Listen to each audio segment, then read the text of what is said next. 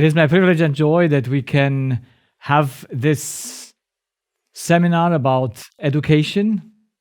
It is one, I believe, of most importance to know how not only to raise a child on long term, but also how the child can be influenced even in a short-term way.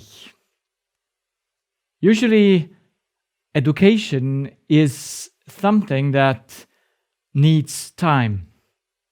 And time needs also knowledge. Because what can we do with time and no knowledge? So we need both. For education, you need time and you need knowledge. And sometimes it is so that both of them are lacking. And if both of them are lacking, then where will that end, that project of education? If the parent is ignorant and has no time, how shall that work? For this reason, I also decided to make this seminar a 6 presentation session, not only a 3-1, because I want to not go fast over this most important subject, but to allow time to present information that can be put into practice and bring, I believe, great results. So, children are the most, I would say, interesting beings that we have on earth. They are sweet, they are fantastic, and I would love to be always occupied in raising children. Maybe I do this because I haven't had so much time to raise little children. We only had the privilege to raise or to have for a time 6 foster children. That the youngest was 7, the oldest was 17. So they were not yet young. But in my practice as an ENT, I had a lady that worked there for me, and she got married and got a child. And when the child was 1 year old, she came back to practice and she wanted to do her job. And I said, but your child needs you at home. But she said, no, we bought a house and I need to come to work. So I said, let's do a deal. I take you back to work and you bring your child, and since my practice has enough rooms, I said we make 1 room for the child and we raise this child here together. And so I had the privilege to raise for 2.5 years a child from the age of 1 year till he was 3.5. And last year only, one of our foster daughters got her 2nd child, and while she lived close to my practice, I could experience to see from the beginning how a child and a mother behave and how they develop. And I must say I fell in love with children. They are really something that if we just know how to deal with them, it would be a fantastic relationship. But for this, we need to know a little bit, or maybe a little bit more, about the human being and how it works. In the beginning, we need to know what is education. And I would say, as a general title, it is the driver's license for life.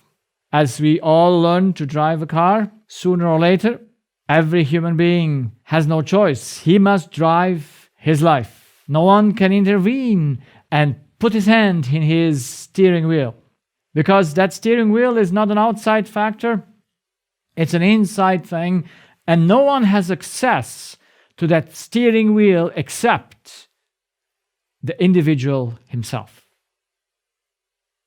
That's why to educate a child is to help him to learn how to drive his life.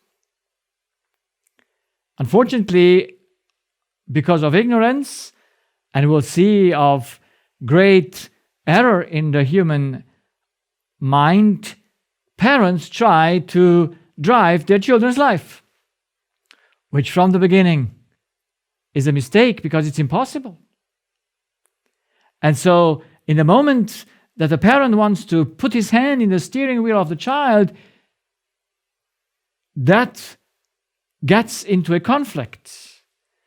Because even though the parent cannot put the hand in the steering wheel of the child, in his way of seeing things, wants to avoid that. And then it gets confused and it gets in opposition. And you see, a child opposes to the putting hand on the parents in its own steering wheel, even though it's not possible, but they try from the very beginning to be very old. I mean, I see it in my life. I'm now 56 years old, and my mother is living with us since almost 2 years. And I must observe that she still wants to put her hand on my steering wheel in my life. She might know to drive my life better than I know to drive it. But it's impossible. But anytime I try to tell my mom, I'm driving myself alone, don't worry about me, I'm getting into a conflict. And that's not very healthy. So let's put the principle from the beginning. The law of individuality does not permit, and it makes it impossible, that one should drive the life of another one. Everyone can only drive his life himself. No one can intervene to do it for him. That's why education becomes so important, to help the not so experienced child in matters of life, how to do it. But for this, the parents must know how to drive their life themselves. If they don't know it, then how can they help the child to drive? So if a parent is unable to control himself, then how can he give and show how control works in the life of a child? So we'll speak more about that. Let's look to the 3 fundamentals of education. We must know why we need education, why a child needs education, and what needs to be educated, and of course, how to do it. The why is the purpose. There is nothing in this world that does not serve a purpose. So we must know, for what purpose do we raise a child and want to help him to drive his own car? And then we must know the what. What is the content that must be transmitted, that must be learned by the child, so that the purpose can be fulfilled? Because the content is just a means for the purpose. And then, of course, we need a method how to do it. Now, the seminar will go through all of them, and we will concentrate, of course, of the what of the contents with the purpose, and also touch some of the method. But the method is something that we all need to understand is individual. It's not general. While purpose and content are general, there is no general method for anything. It never is. If method would be a general thing, learning would be impossible. Because we learn by trying things out. We use this method or that approach and the other approach, and so we are able to add to how to transmit things. But method is something that must be learned. It's individual. That's why I don't go so much into methods. But unfortunately, when we look to the education literature, the method looks like to be in the center. But that is not physiological to the human being. And that is opposite to whole nature's laws. That someone want to put his method of education on the other one. So let us not be confused. Purpose and content, the why and the what, is general. It's principles. The how is always individual. And let us not get confused, because we will see in most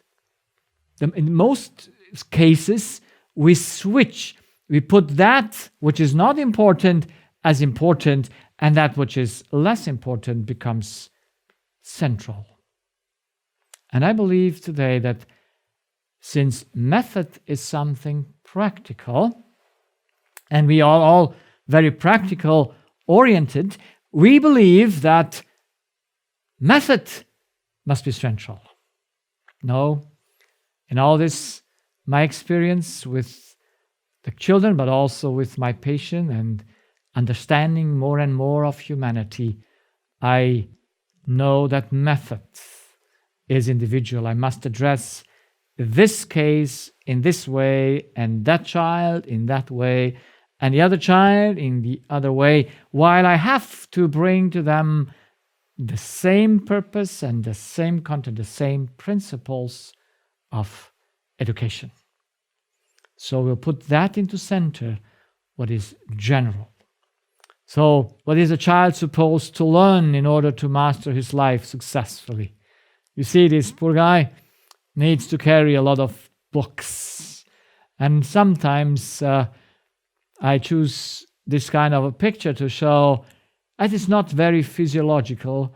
It's not the way we were made that we should carry a bookload. Yes, we need knowledge. But what kind of a knowledge? And we will see there are two types of a knowledge that exist out there. And the one is the self-explanatory knowledge, which you go into it, you must learn it, but it explains itself. Those are the laws of nature, the object, and even to look into yourself. So understanding oneself is one of the most important things. I have to tell my patient almost every day when they come to me with their affections, to tell them that no one taught us how we work. No one taught us to understand ourselves. We learn all kinds of things in school. We learn all kinds of things to do, but to learn how we ourselves work is total ignorance. While that should be central in the understanding of ourselves. How can I drive my own car if I don't know where the buttons are? If I don't know where the steering wheel is? How can I do that? I will always land somewhere in the ditch. So we must understand those things that are self-evident. And the way we work is self-evident. But we need to take time to look how those things works.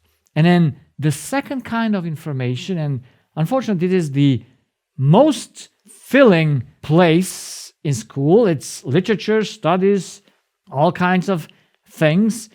But this kind of information requires and needs interpretation.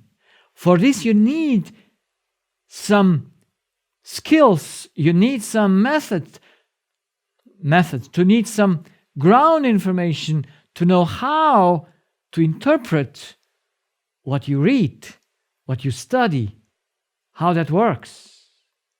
So that is that knowledge that we also need, but we will see it is that is compared to the self-evident knowledge, we just put emphasis on that what we interpret.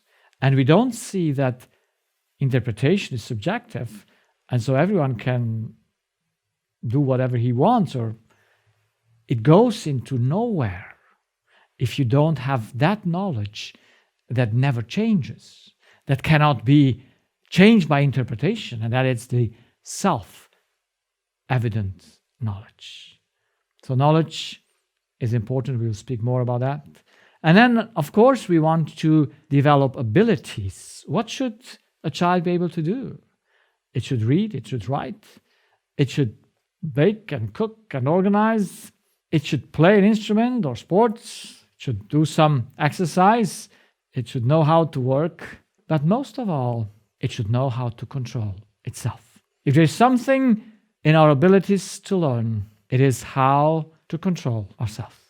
But how can a parent teach self-control if the parent doesn't know how that behaves? A mother once called me. She had not even a 2-year-old child, and the child was aggressive. That is, the child give beats to its mom. And then the mother said, "Why does the child beat me? Why is he aggressive towards me?" I said, "Look, the child's lack of self-control is due to what happens in you. And you must observe, whenever you lose your self-control, your child will, like an effect of what you do, react." And I asked her, how often does she get out of her control? When the husband says something or something happens there. So how can I teach a child self-control? And then some mothers who is a Christian mother, she then takes the child and goes and prays. And I said, and how does the child behave? Well, it gets more aggressive when I go to pray with it. And then some Christian people will think, oh yes, the devil comes, and then they go and pray even more. It doesn't work. It's an abuse of prayer. It's an abuse of something that should be used in the right way. So we must know how, from where arises the not capacity of self-control, and how to do that. And how shall a mother teach that if she doesn't have it, or a father? So children are they are so paying attention to what the parents do that you can tell from their behavior how the life of the parents are. Now, of course, there are also self-control looking children who have no self-control. They're just smart enough to not get into conflict. And that could also be something that is very dangerous. Do you think that your child is very behaving, very nice, but in the end, it just plays games with you because it has understood how to go beside you, to how can I say, fool you. So we must look, and if we want to check if something really has brought in your education of self-control, you must put the child, you must expose him to things where he must lose his control so that you can see, is that a self-control that is just there when I am there? Because they fear certain circumstances, certain consequences? Or is it a really inside thing? So no matter if I'm there or not, the child has learned a lesson because I also, as a parent, learned the lesson. And then, of course, we need to show the child a certain behavior. But we will see behavior is a result, is an effect of something that goes internal. But of course, the behavior shows if there is friendliness, helpfulness, faithfulness, and so on. And this must be taught to the child. So, and then, of course, put again to the test to see if it's a just lip service, an outside thing, or it's really internal thing. So, where to start? Where should education start? Where should I start? Which knowledge do the parents need first? And I think there is one knowledge that needs to be first. A little baby is born. Then this little baby, you must know how it works. You must know how it's built up, how it's structured. Now you know general things. It has a hand, it has hands, and all those. But how does it really work? How does all things function together? It doesn't fall just out of nothing. You should know those things. And by what power does the baby work? Is it food or is it something else? What are the additional needs in order to work well? This kind of information, I think, needs to be first. I need to have this information first. So that in order to know how to deal with the little child as well as with the growing child and also the adult. These are so general things. This every parents need to teach its child. But unfortunately, this is not taught. In school not, and in homeschool not. And so if the fundamentals, the basics are missing, whatever you build on is not really efficient. So let's look now to the two types of information, the two types of knowledge that we need to know in order to help our child. So that is the self-explanation, the self-evident information. It requires no interpretation. It only requires to study, to look to it. There are object, structure, functions, means. All these things are self-evident. And when we look to the laws of nature, they are self-evident as well. This must be known. This must be learned. I have learned so much from nature. If I would not go almost every day out and I look and I talk to the Creator and I say, teach me. How do you did this? How did you make this? How does it function? These things must be known because they never change. They're always the same. You see, I have some cherry trees around in the way we live. And I know now for years the trees. I know exactly which tree tastes, how it tastes. And it's amazing. They taste every year.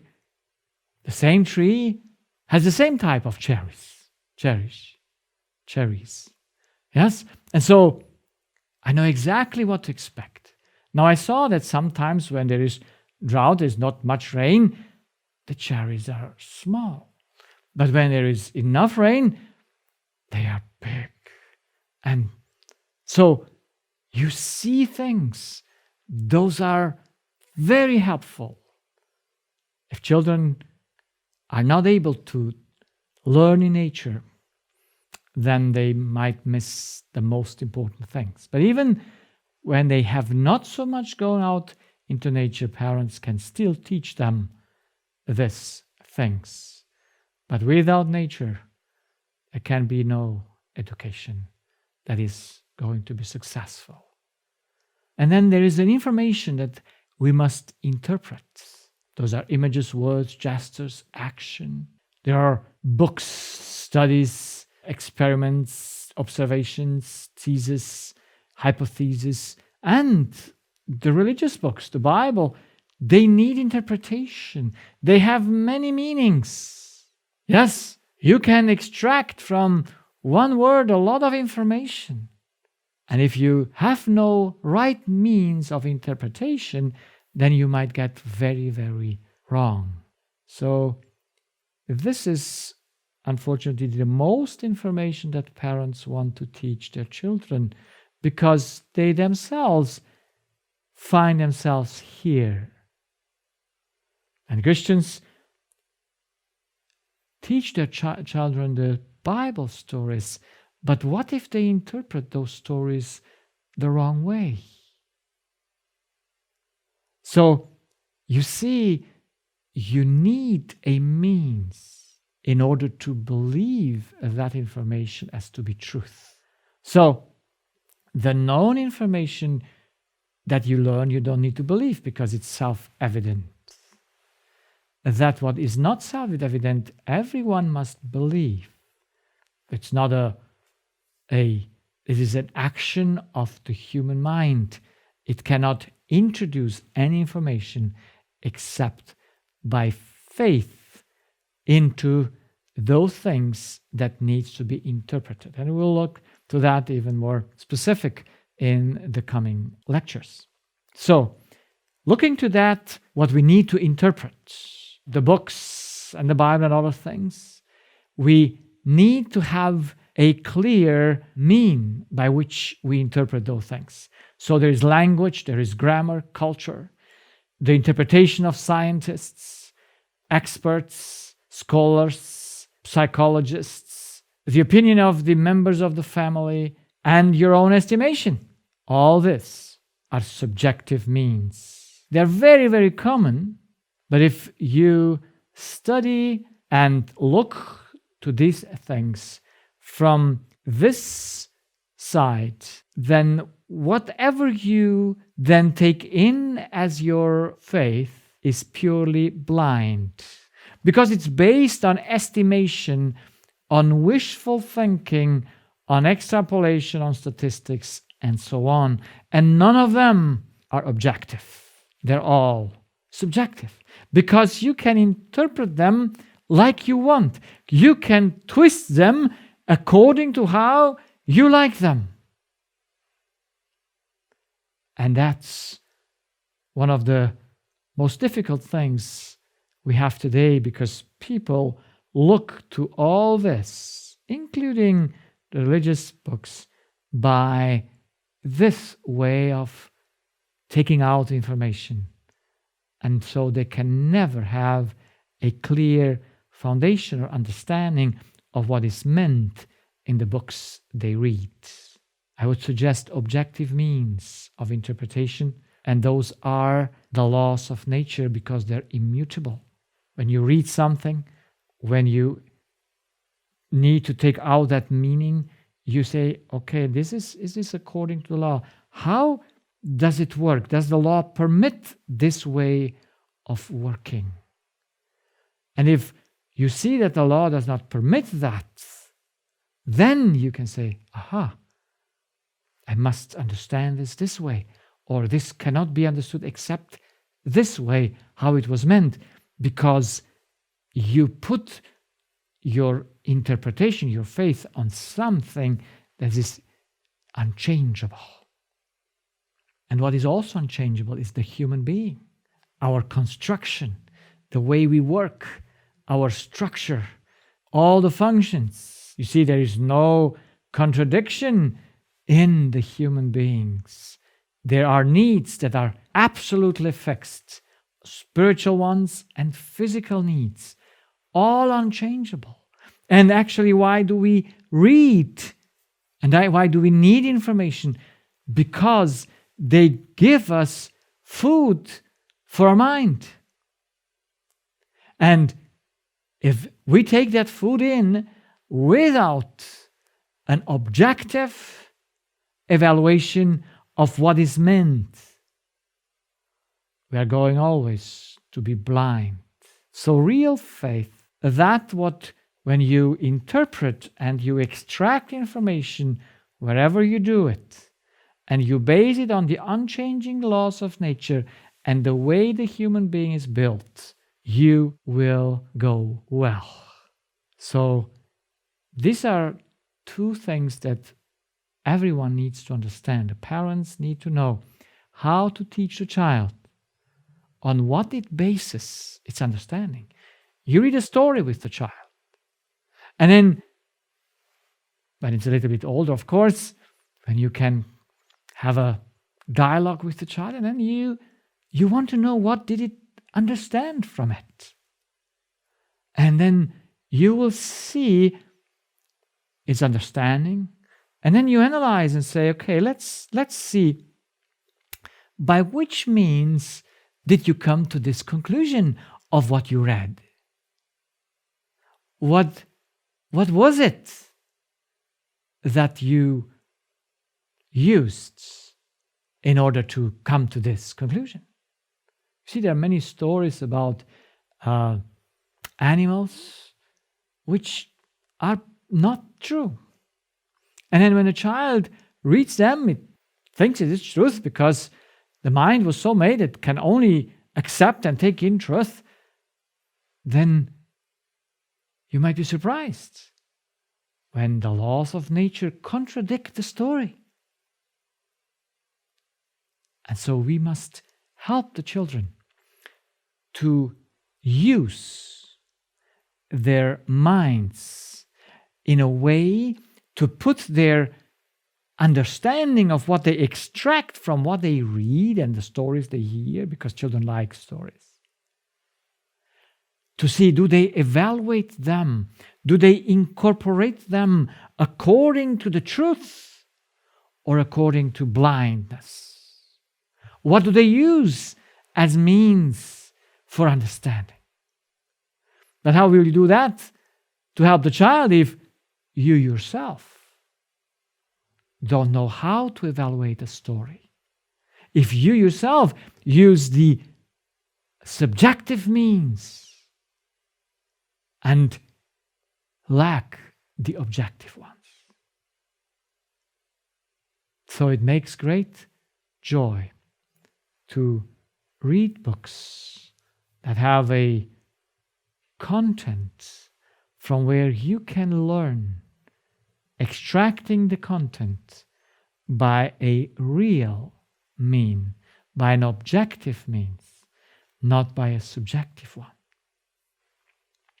So let's look to that thing that explains itself. There are 5 things in the human being that will help us to understand ourselves, because these have no alternative. They explain themselves.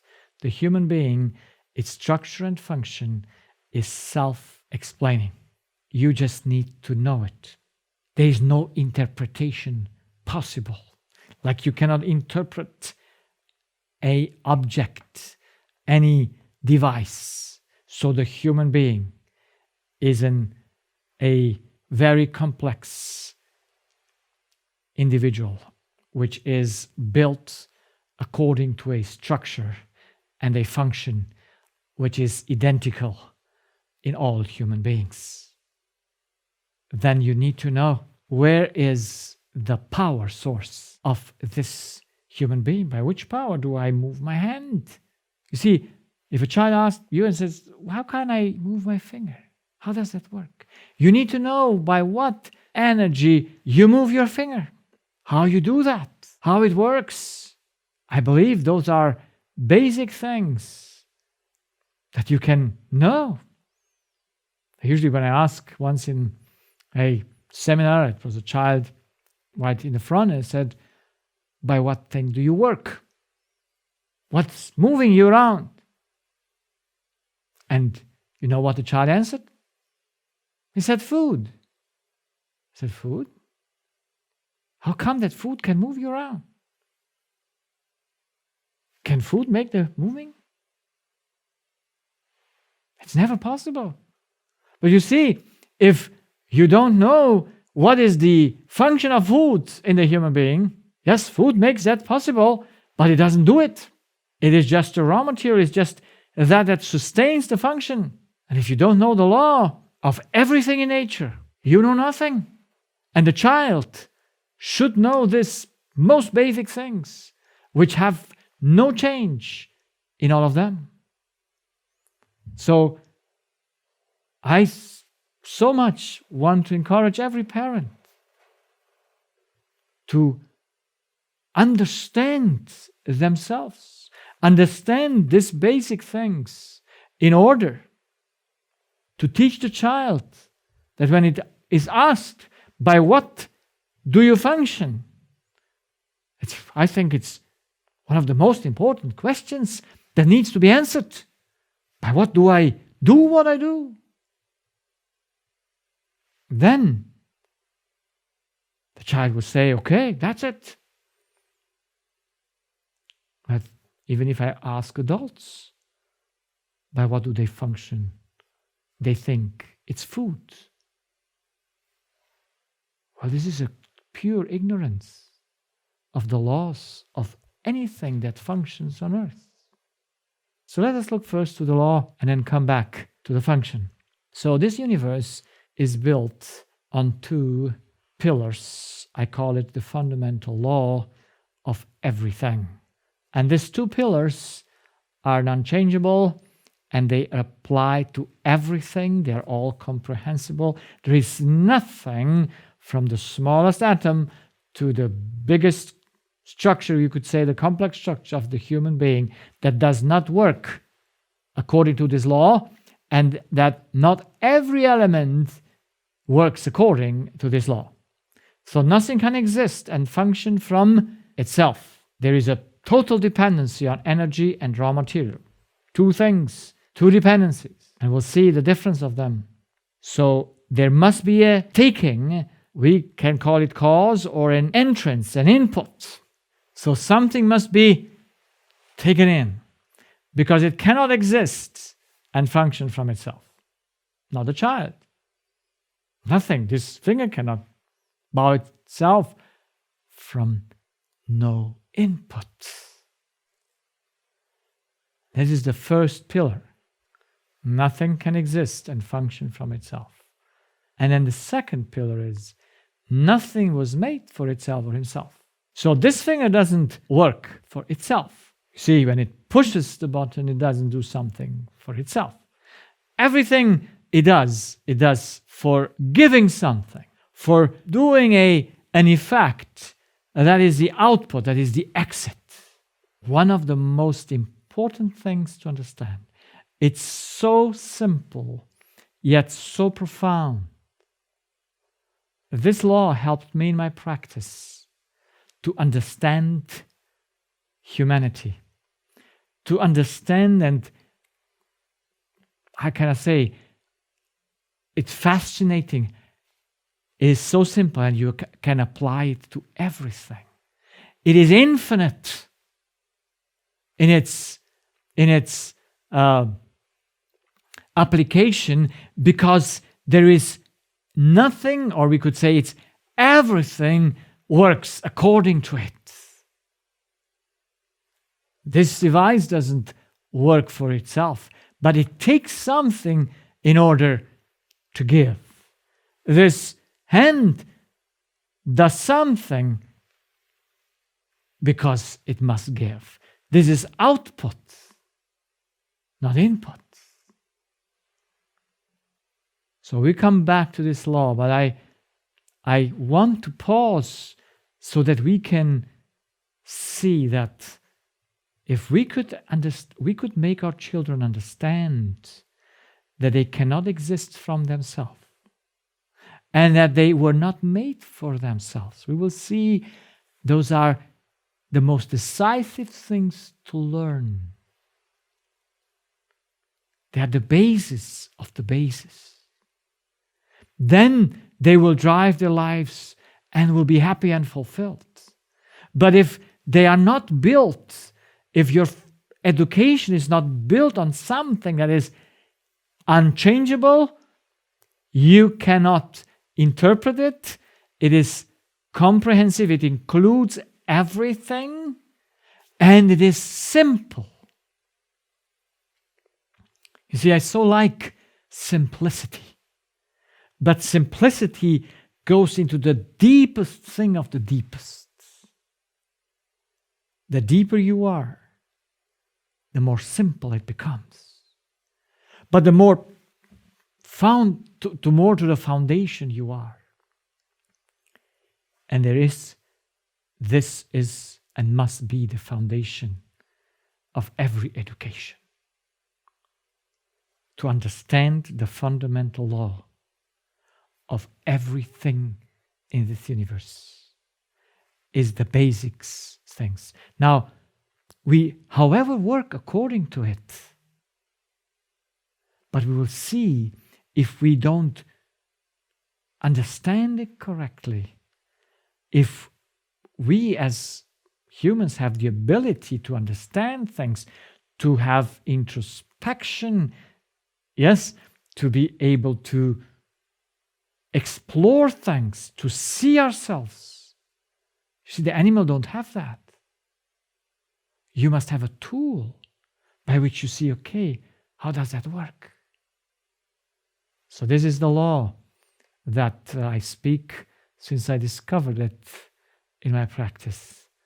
That's why I put all my presentations on this channel, the law of life, because this is the law of life, because there's nothing, not even the unliving things, like the iPad's not a living thing, works according to this. From the smallest particle of an atom until, you could say, the most complex thing as a human being, it is all and works all according to this law.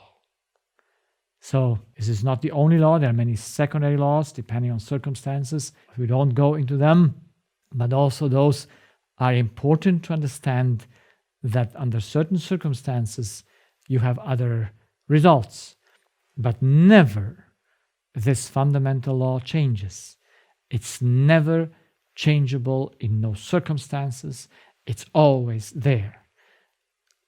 Other laws, like if you take temperature, on a certain temperature, things work this way or things work that way, that's a law that is dependent, or that law is governed by dependencies.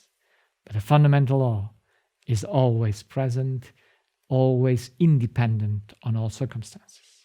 And it says that there must be a source where everything comes from.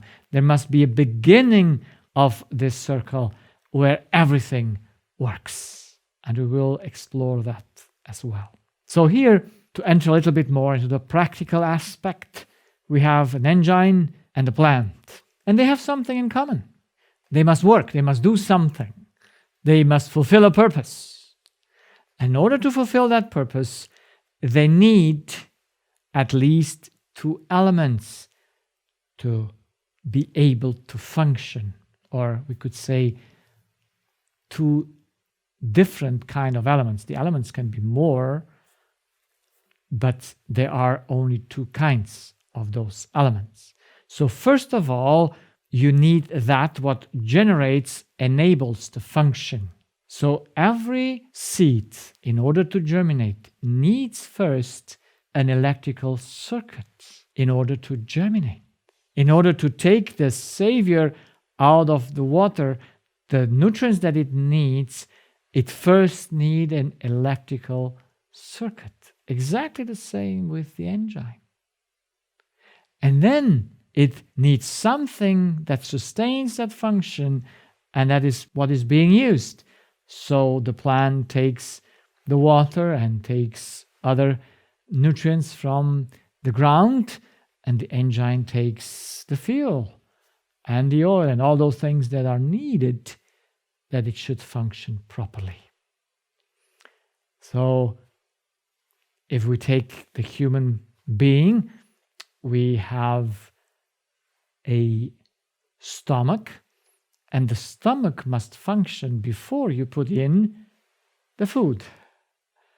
So if the stomach is not functioning when you put in the food, it doesn't work.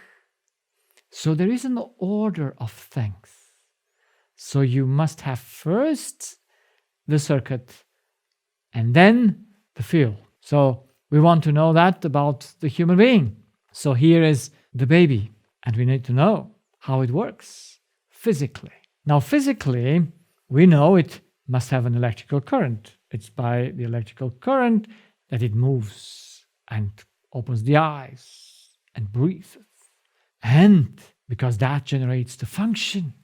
But it cannot function only with the electrical current. It needs chemistry in order to sustain the function. That's why it breatheth and it drinks and it feeds itself. And of course, you put it in to the sun and heat. So those are things that sustain the function. And this is most important to understand the physiological thing. It's simple. The body needs two things. It needs that electrical circuit, and it needs that which is the fuel, the oxygen, the water, the food. But I cannot do this with food. I can do this only with electricity, but food makes it possible to do it. That's most important. Those are these two needs. And now we know from where we take the oxygen, the water, the food, the sunlight, and so on. But the question is, where does the electrical impulse come from? So this electrical impulse that moves my hand or moves my body, where does it come from? Because that is first, before you take in your breath. And you should know where is the switch, how you do it, and by what means is the switch turned on. Now, is the child just a physical thing? Does it just need to put it in to plug it into a power source and give him oxygen and water? That's why we need to know how does that work? So everyone knows that the child needs love. And now the question is, of course, where is the love tank? That is, where do I have that what is needed in order to fulfill the child's need of love? So, what comes first? Love or oxygen? What is the order of things? And if you don't know the order, we are really confused. And I've been in families where parents don't know the order. I was in one family once, and they had I think he was already 5 or 6 years old, a child, but he protested to eat.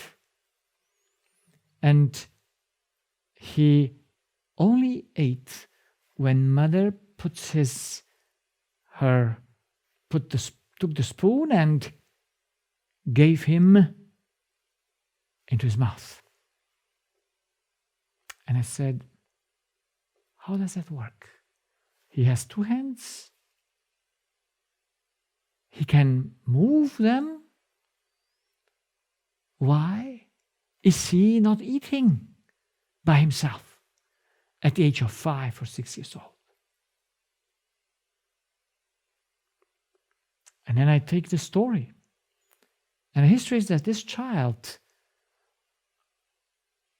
in some countries, it's very early, at the age of 3, they put them in school. And some people just stay 6 months home, or even 6 weeks, or even switch and put the father instead of the mother, because the mother has a better job, and so the father takes the child care in his hand. Can we change nature? Can we switch the sources? It's not possible. And so parents think if they give food to the child, if they dress them so that they are not freezing, if they feed the physical things, the child will develop well. You see, parents put very great emphasis on wash your hands, brush your teeth,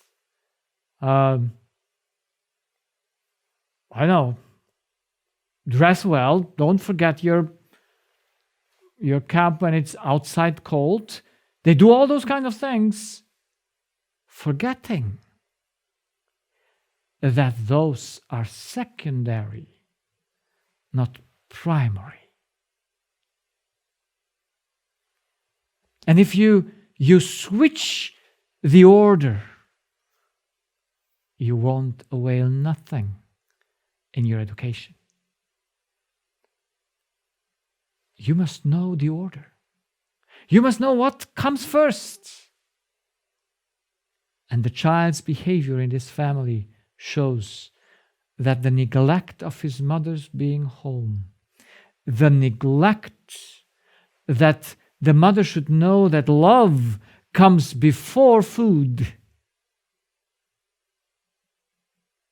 would have changed everything.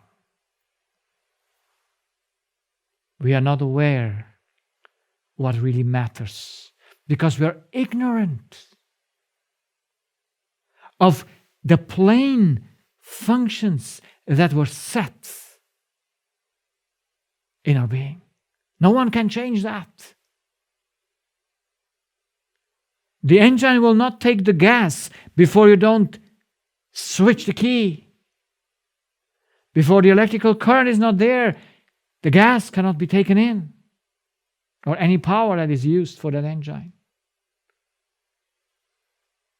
So we have something that initiates everything, and the other thing is used.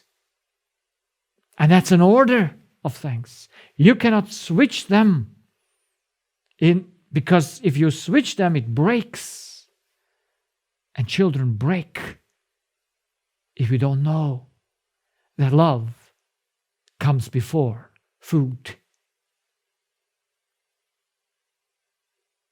We think when we just provide the food for our children, and we just provide a good environment for them and provide good schools,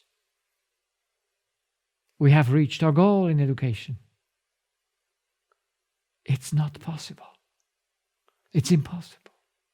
So, children will always protest. And they protest from very early childhood. There was a father, he came in my practice with a baby of 1 year old. And he said the baby has fever. And he had been 3 weeks ago, it had fever also. And he had been to the emergency and they hurt the child and put him in a IV fluid because it had fever, and they found out that the child was dehydrated. He did not drink.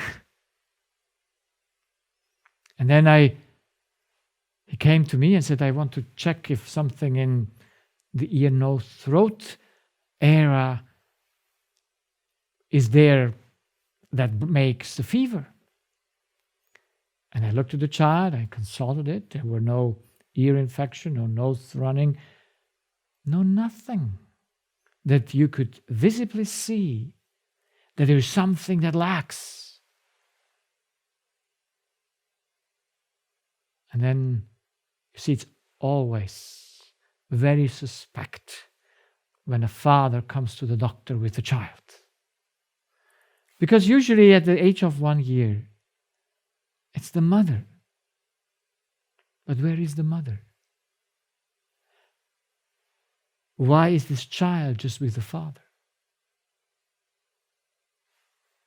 The child protests to drink. I said to the man, why don't you give him more to drink? And he said, well, I don't want to force the child to not drink.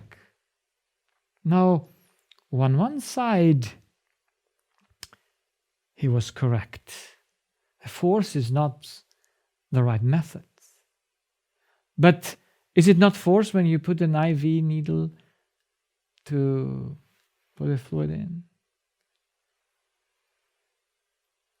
We must sustain life, yes. But we must find out the protest of the child, why it does not eat or why it does not drink at the age of 1 year old. And why it makes the fever. See, where is the love tank of the child? Where is that? What is first? It is such a great ignorance that I have to experience in my practice. That parents don't know the order of things in the lives, neither in their life nor in the life of their children. And how can they then educate well? There is so much emphasis in the whole medical world, I might make this, on the chemistry side of life. And there is almost no emphasis on the love side, which is a spiritual thing in life, that we will see generates the electricity. So the human body needs body things. It needs electricity and it needs chemistry in order to function well. But what makes that? Where is the switch? Where does the electrical impulse come from? Where is the need of love? Where is the love tank? How should a child understand and a mother understand to fill it up? You see, ignorance of the order is devastating. It's devastating. So, let's make it clear. Love comes before food. They are both necessary. You cannot neglect one for the other.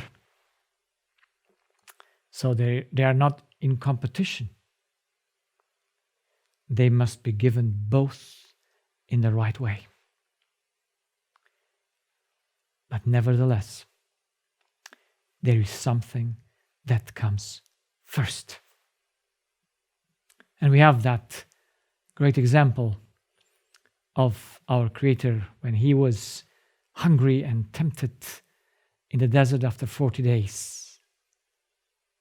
And he was tempted to produce its own food, chemistry. His answer was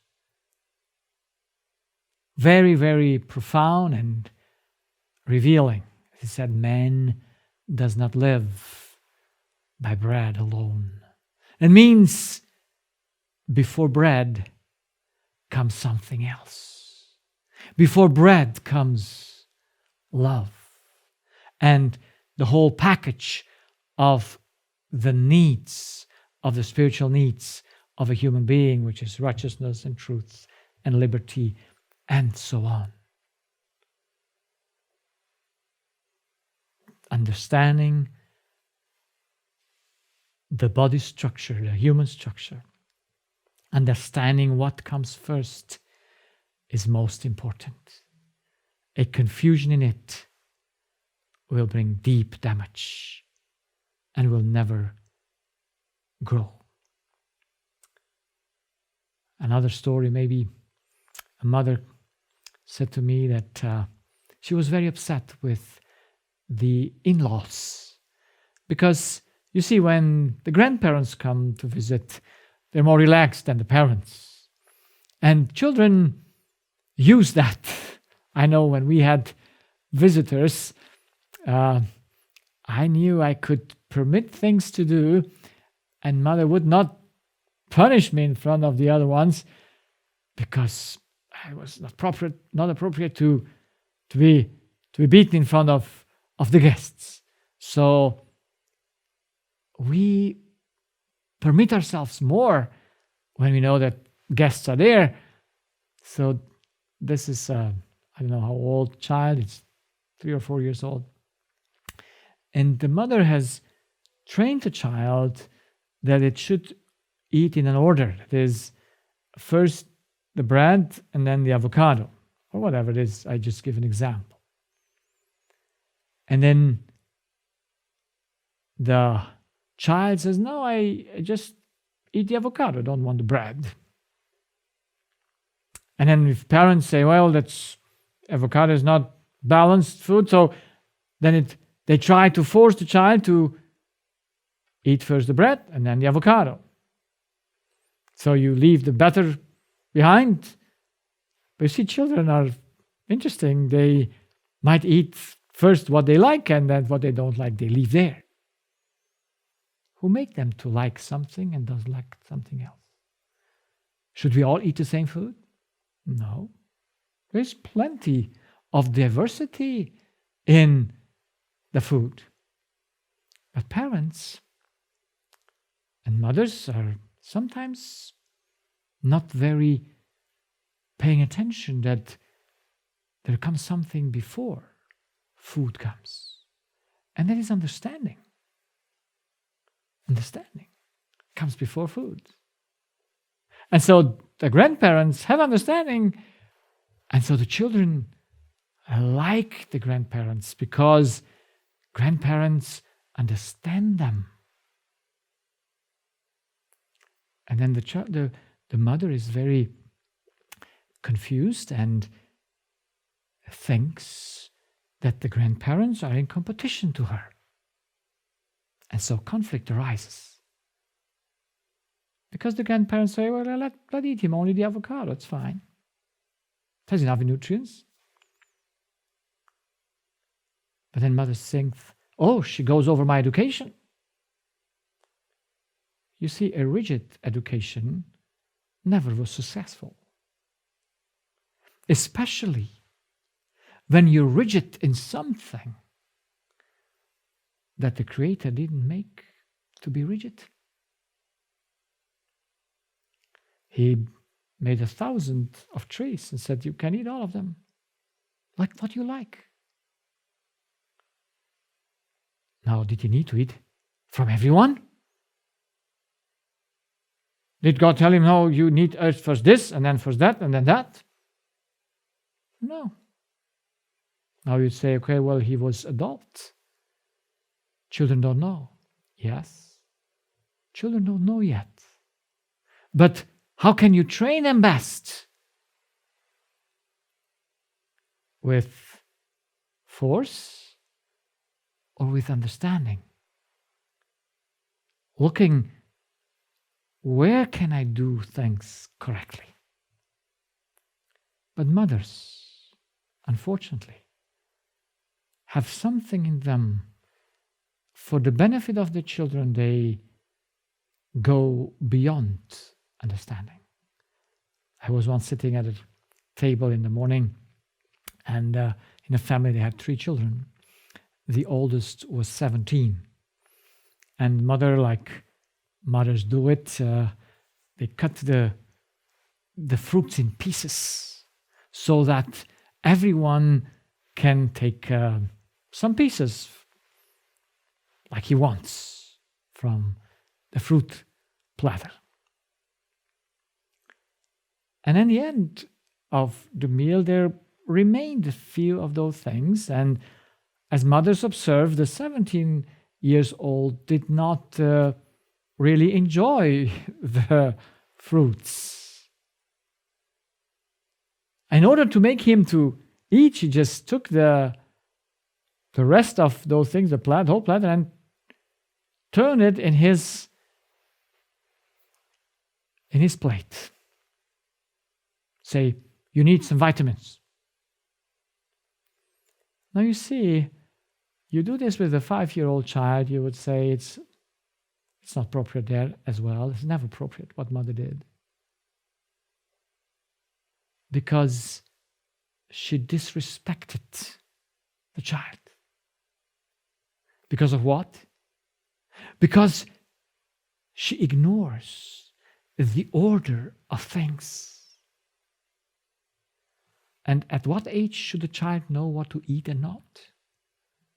Would a mother say to her 17-year-old child, if it's in a normal mind, should she not have done her job already finished to say, well, when you're 17, you eat whatever I taught you to eat, and now you're on your own? She can offer. She can ask, why do you not eat? There's conversation is always permitted. And the moment you do something that is disrespectful, you do more harm than he would ever eat a vitamin. You see, these little things bring great, great results if you don't understand them. So let's never forget the priority. Let's never forget the order. So we come to that, what we need to understand in a structure, the design of the human brain. Because evidently from there, all things start. So we have a cortex, that's how it's called. It's the outside layer of the brain. And in that outside layer, you see it here, you know there are billions of nervous cells in both sides. Now this is an interesting anatomy, and it's very needed to learn why they are separated and how it works, even though they're separate. You see, I have here only one side of it. So we have here our nervous cells, and there are billions. This dendrites, they have 400,000 connections to other cells. So in this small layer, which is about 4 to 5 millimeter, the whole human body is put together. You must imagine it's like a cockpit of a plane. Every cord comes into the cockpit, because from there you push the buttons. We must understand the whole human being is governed from the cortex. So whatever the child does, physically, it starts here. You must bow it. And you bow this right finger from the left cortex. And you bow this left finger from the right cortex. So those are basic things that everyone learns in school, everyone needs to know as a parent, so that he understands where he has to work with the child. Where does the things come from? So here, the cortex, every nerve goes down into the body. And here in the center of the brain, you can see it here, we have that what science called limbic system. Here we have a lot of structures, I call them chemistry factories, which produce chemistry according to the electrical impulse that comes down the stream. But you see, the electrical impulse must come on a certain cord. these are billions of cords here, and since electrical current goes through them, they must be all isolated. So if they would not be isolated, then you have that what you experience when some persons have a multiple sclerosis element where the isolation is gone, and then you have multiple movement even though you wanted to move just the finger. So you cannot move certain things if the wires would not be unique. That is, they go exactly where they are directed to go. That's precise.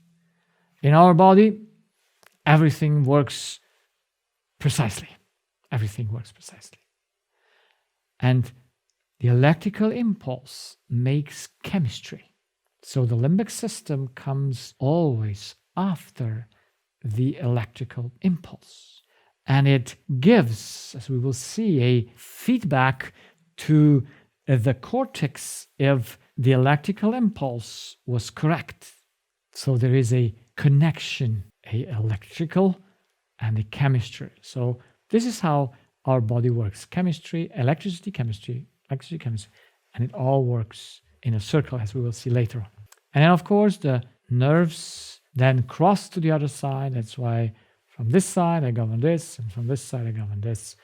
And I make this a little bit more explained because some of the hearers might not know these things.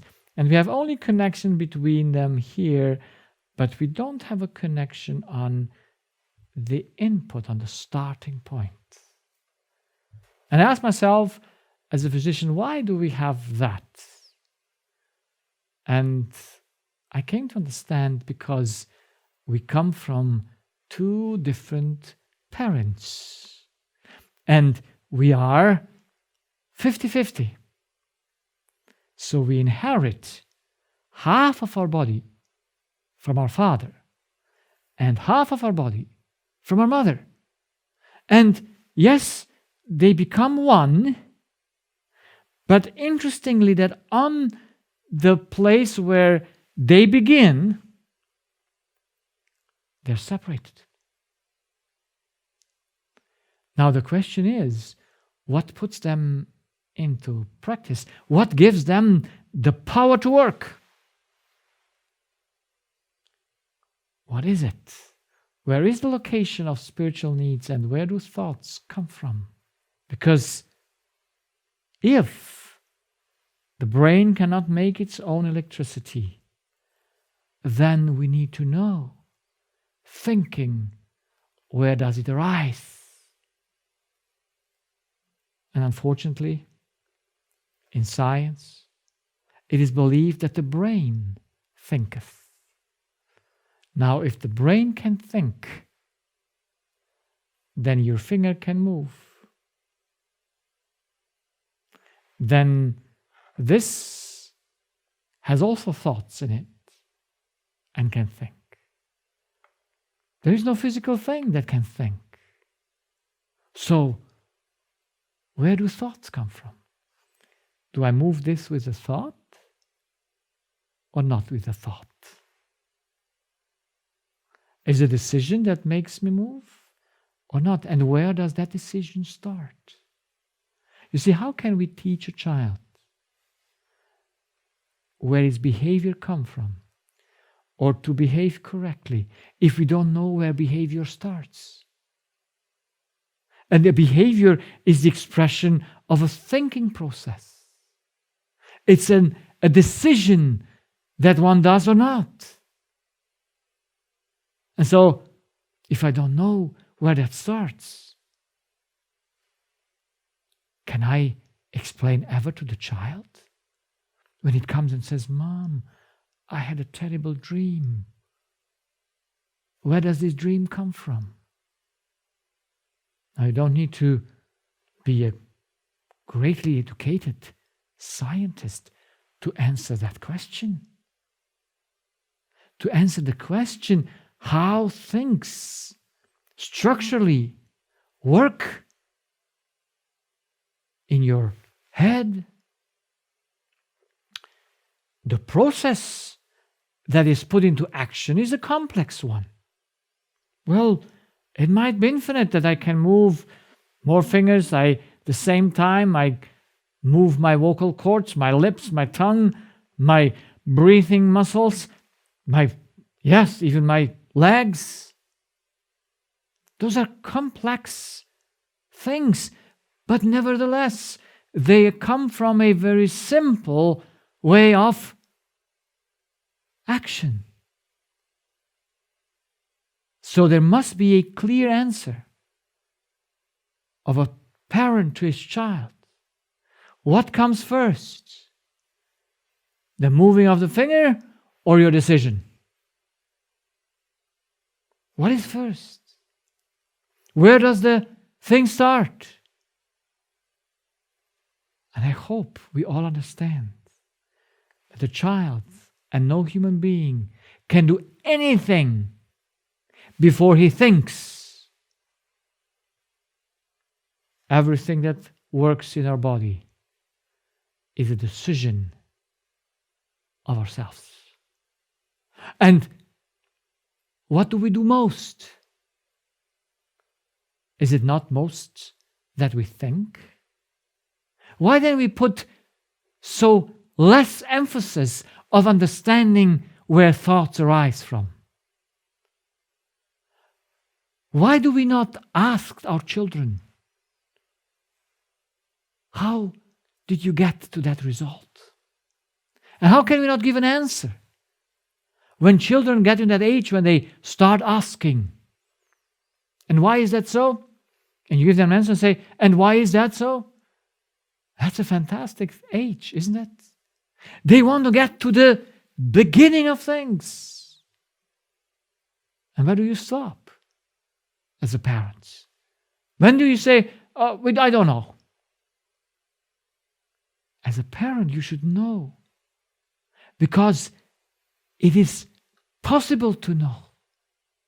It is just the lack of study, the lack of that we are not looking to those things that matter, that we don't advance in our education work. The most important question to answer is, where do thoughts come from? Where do they arise? What do they do? You see, those things you don't find in any school, not even in medical school. Why not? Why is that what a human being does most neglected?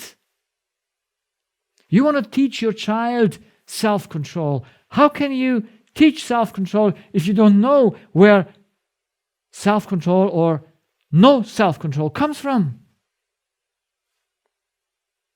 All that we have, even in our psychology therapies, is cognitive behavior therapy. That is, we want to change behavior without understanding where it comes from. We do not breathe, we do not eat, we do not sleep, we do not drink in our life, or let's say in 1 hour.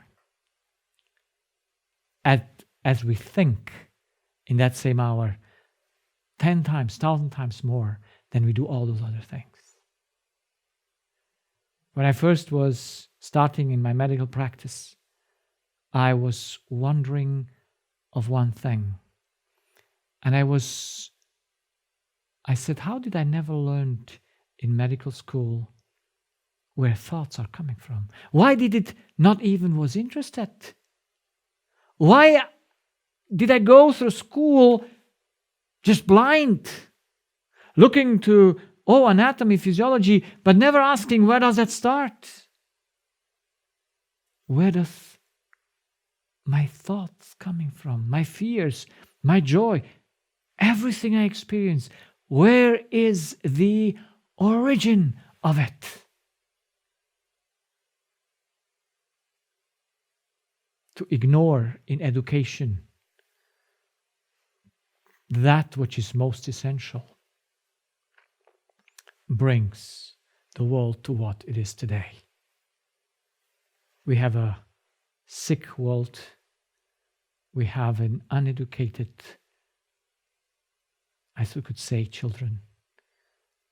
And even those who have given their best in their families have failed because they ignored the essence of the human being, that is, what it makes most, the way it thinks, how it thinks, and how things come up into the body.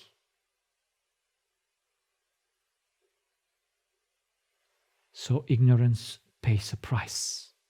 It's a terrible price. In his book, God says, my people is dying because of lack of knowledge. Friends, if there is something that is lacking today in everywhere, in society, in the world, it is the knowledge of ourselves, the way we were put together, the way we function. It is total ignorance. Total ignorance. Because we have been focusing on the feel, that is, on food, on chemical things, neglecting completely almost the spiritual ones, or putting them aside. Every parent needs to know the need of love, of freedom, of respect, of righteousness, of justice comes before oxygen and water and food and antioxidants or whatever you think.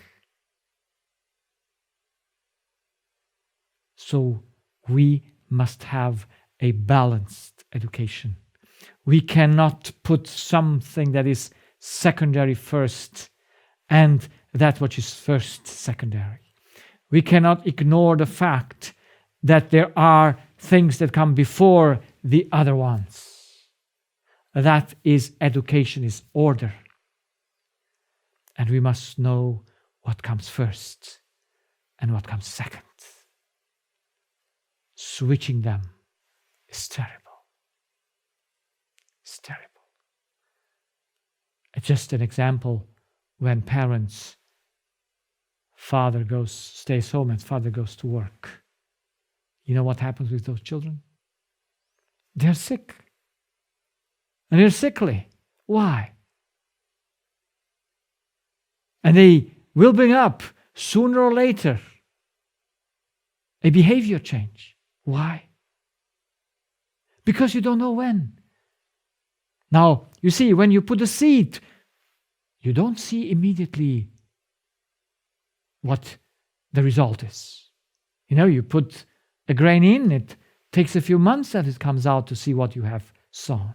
And so it happens that parents put a seed in the early childhood, and when it comes puberty, or they are at the age of 13 or even below, you find out that there is grown something that you didn't know.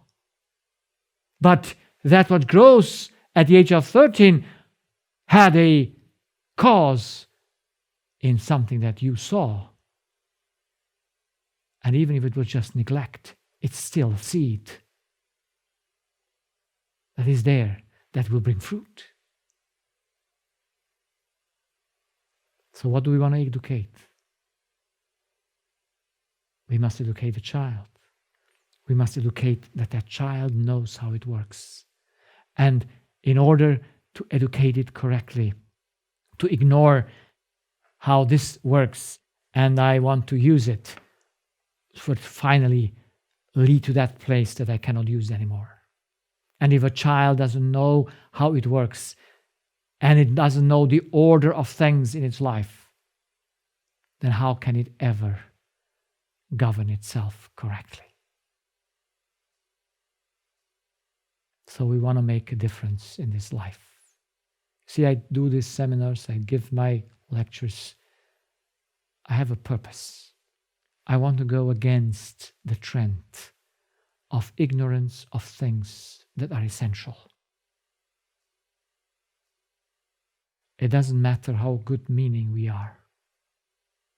Ignorance will bring the result of ignorance. Because the laws of nature that are governed by the one that created all things will never change. What you sow, you will reap. And every man, what he sows, he will reap. So let us put a foundation so that our seed putting will bring a good result.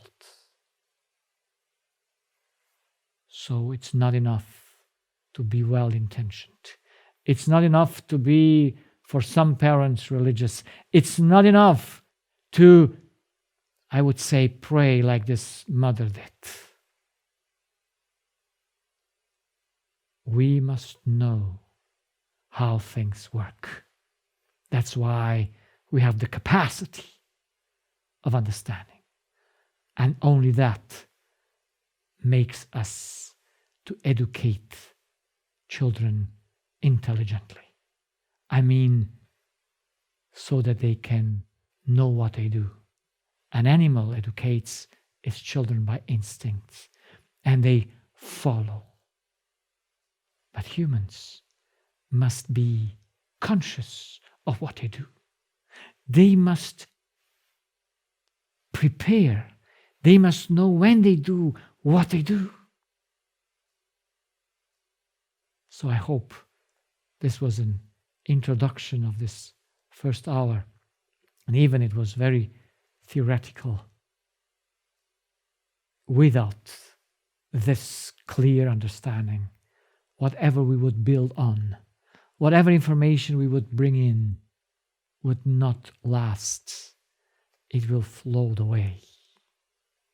That's why let us build in this 5 more coming seminars a foundation with a clear content and with a knowledge that is unchangeable and all understandable.